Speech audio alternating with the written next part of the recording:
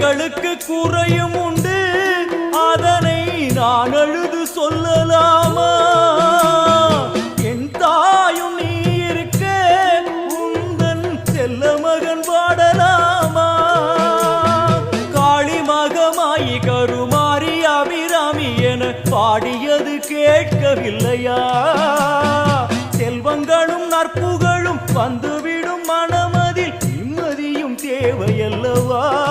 தாயே நிம்மதியும் தேவையல்லவா?